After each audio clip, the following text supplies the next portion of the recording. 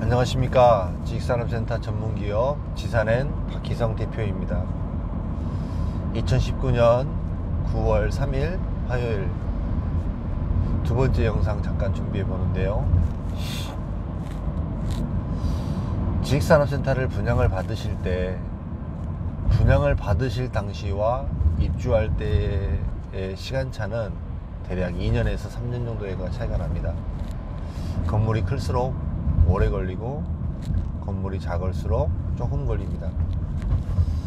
분양할 당시에는 많은 매체를 이용하고 많은 사람들의 입을 이용하고 그 다음에 많은 언론의 지면을 이용을 해서 그 건물이 있다는 것을 많이 홍보하고 또 판매하기 위해서 많은 마케팅 수단들을 강구를 합니다.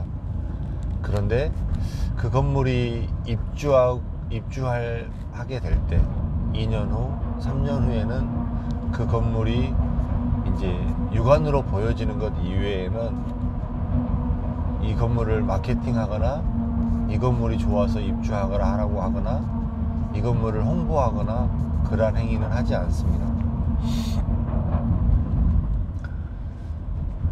지식산업센터를 분양받으실 때는 계약금 10%로 분양을 받기 때문에 대부분의 투자자들, 단기 투자자들은 이게 2년 후, 3년 후가 되면 건물이 올라가고 주변이 개발이 되고 그로 인해서 그때 당시에 분양을 받는 이런 사람들보다 시세가 훨씬 더 싸기 때문에 프리미엄이 형성이 될 것이다. 이렇게 예상을 하고 단기 투자를 합니다. 사실 모든 게 다 예상이죠. 모든 게 예상. 근데 이제 가장 큰 문제가 발생할 때는 이 예상이 계속적으로 부동산이 상승기에 있을 때에는 모든 것들이 다 들어맞습니다. 쉽게 얘기하면 투자한 사람도 계속적으로 이렇게 발전해 나가고 실제로도 더 그 주변에 지식산업센터가 들어감으로 인해서 훨씬 더 프리미엄을 받고 이렇게 좋은 현상이 되고, 그 다음 이 건물이 실제로 지어졌는데 그 주변의 인프라까지 같이 발전이 되어서 처음에는 홍보가 되고 마케팅을 하고 이랬을지라도 나중에는 이 육안으로 보여지고 하는 것들이 굉장히 큰 효과를 나타내서 많이 들어오려고 하고 또 관심을 갖고 하는 이런 경우가 있습니다. 이거는 어디까지나 이제 부동산이 상승기에 있을 때, 그 다음에 주변이 많은 호재로 플러스 요인들이 많이 있을 때 이 지식산업센터는 예상했던 대로 이렇게 맞아갑니다. 근데 반대로 이제 부동산이 상승기를 지나서 이렇게 정체기와 침체기로 넘어갈 때는 어떤 모습을 보일까요? 근데 그의 가장 먼저 나타나는 증상이 일단은 그 시기가 되어서 어떤 가치를 더 받고 프리미엄이 형성이 될 것이라고 한다는 거는 이제 그거는 물거품이 되겠죠.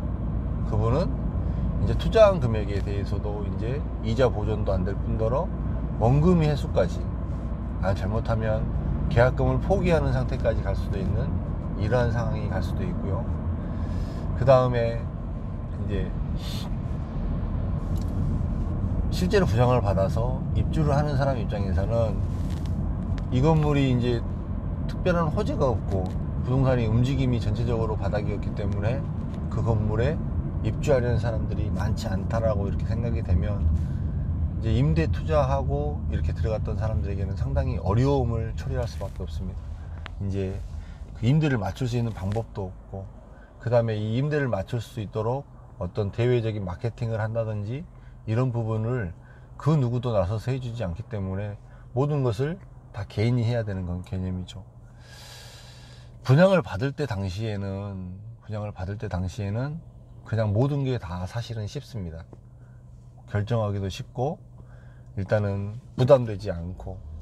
그렇지만 이제 분양을 받을 당시에는 이 뜨거운 열기 속에서 정말 이렇게 지금 분양을 받지 않으면 나에게 이런 기회가 없을 것 같다라고 하는 이런 환상까지도 있으면서 분양을 받고, 또 돈이 많이 들어가지 않는다라고 하는 이런 현혹되는 말들로 인해서 빨리 분양을 받게 되죠. 그런데 TV 매체에서 거기서 광고가 나오고 신문에 계속 이거에 대한 이야기가 나오고 메이저 건설사이고 이런 대외적인 요건들로 인해서 장밋빛 같이만 보였던 이런 건물들이 실제 입주를 하게 되었을 때 이제 모든 것은 리스크는 개인에게 분산이 되었습니다. 어떤 하나의 덩어리, 큰 덩어리, 이 덩어리의 시행사, 건설사가 분양을 할 때는 똘똘 뭉쳐서 이 건물을 홍보하고 이 건물을 알리고 이 건물에 대해서 좋은 부분을 이야기를 하고 많은 사람들이 호응을 이끌어내서 이 건물을 샀습니다. 그런데 이 건물을 산 사람들은 다 다른 목적을 하나를 더 이루어야 되는 사람들입니다. 실제로 자기가 써야 되는 거가 담보가 되는 사람들은 문제가 되지 않지만 임대를 맞춰야 되는 사람들은 이제 입주를 하고 난 다음에서 문제가 되는 거죠. 이제 준공이 나서 잔금을 치르고 진짜로 임대를 맞춰야만 나에게 수익이 들어온다라고 봤을 때 누가 그렇게 맨 처음 분양을 받았을 때처럼 이 건물은 좋으니까 들어오세요, 임대를 받으세요, 이 건물은 편의시설이 잘 되었습니다, 이 건물은 대한민국 메이저 건설사가 지어서 정말로 좋습니다, 이 건물은 굉장히 녹지 공간도 많이 되어 있고 이 건물은 모든 편의시설이 다 들어와서 여러분들이 일하고 삶을 누리고 워라밸의 삶을 즐길 수 있는 최적의 건물입니다 를 누가 이야기를 해주냐는 거죠. 그때 가서는 그 건물에 먼저 선점에 들어간 부동산 몇 개가 그냥 오는 손님 받아서, 오는 손님, 건물이 크니까 아, 저 건물로 임대가 들어가면 좋겠다 하고 오는 손님을 받아서 겨우 임대를 맞춰줄 뿐입니다. 물건은 많죠. 어마어마하게 임대해야 될 물건들은 많고 실제로 임대를 들어오려고 하는 사람은 없죠. 그러면 어떻게 될까요? 이제 물건을 내놓는 사람들은 서로 덤핑 경쟁을 하겠죠. 내 물건은 가격을 원래 100만 원을 받아야 되는데 나는 90만 원만 줘라, 나는 80만 원만 줘라, 나는 70만 원만 줘라. 이런 이제 개인들 간의 이기주의가 넘쳐나기 시작하면 그러면 이제 완전히 시세는 떨어지게 되는 것입니다. 떨어지게 되는 것이고 또 이제 그 중간에 이제 부동산과 임대를 맞춰주는 이 부동산이 또 슈퍼갑으로 또 등장하게 되는 이러한 또 모순이 또 이렇게 분양바닥이 아닌 중개 쪽으로 넘어가서도 또 나타나게 됩니다. 참 어렵습니다. 제가 보니까 어려워요. 그래서 처음 단추가 중요한 것 같아요. 이 세상을 사는 거나 어떤 분야를 막론하고 이 잘못된 선택을 해서 이렇게 단추가 잘못 끼어지게 되면 계속된 악순환이 반복됩니다. 이게 그 삶에서 참 많이 나타나는 부분인 것 같아요. 그런데 생각해 보세요.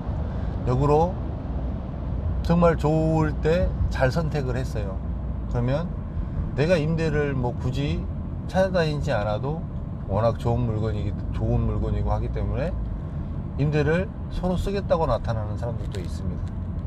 그게 내가 이야기를 하지 않는데도 서로 이거를 맞추기가 쉽고 이 임대 물건을 찾는 사람이 많으니까 입에서 입으로 회자가 되면 자연스럽게 내 물건에 대해서 이렇게 홍보가 되는 물건들도 있습니다. 근데 그런 물건을 초이스를 한 사람들은 굉장히 해피하겠죠. 임대 공실도 없을 것이고 장기적으로 안정적으로 임대를 갈 것이고 이런 부분이 나의 자산이 늘어나는 부분으로 굉장히 크게 작용을 하게 됩니다. 이거는 이제 잘 선택해서 계속 선순환으로 넘어가는 구조라고 보면 되겠습니다. 그렇습니다. 여러분들이 이렇게 참 많은 지식산업센터 속에서 어떤 모습을, 어떤 지식산업센터를 선택하는 것이 좋겠는가라고 이렇게 보셨을 때 참 고민도 많고 고려해야 볼 것들이 생각보다 많습니다. 저도 이제 이 지식산업센터를 14년째 이렇게 하면서요, 이렇게 생각을 정리해 본 적이가 한 번도 사실은 없습니다. 이렇게 생각을 정리를 해보고 그 다음 이렇게 위험 요소들에 대해서 하나씩 생각을 해보고 정리를 해보니까 이렇게 굉장히 고려해야 될 점들이 많은 것 같아요. 굉장히. 그래서 저는 이제 만약에 제가 이렇게 지식산업센터를 투자를 한다고 하면 저는 이제 실패하지 않을 것 같습니다. 이제 언젠가는 제가 사고 싶은 물건이 분명히 나올 거예요. 저는 이제는 저도 준비를 하고 저도 살 거거든요.